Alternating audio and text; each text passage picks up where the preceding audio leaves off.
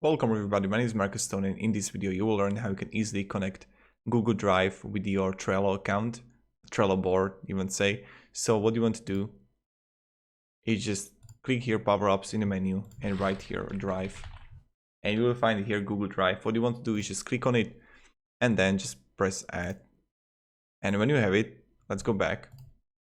What you want to do is just click whatever card you got and you will find here power-ups Google Drive. You can also add attachment from Google Drive here in the menu, but it's really up to you what works for you. When you click on Google Drive, you can attach a file, attach a folder. You just link Google Drive account here. Let's go. And this one here.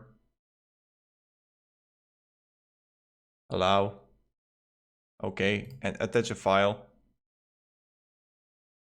And I have, I don't know, plenty of stuff here.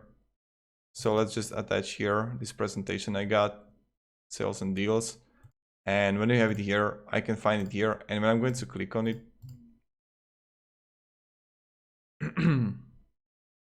here we go.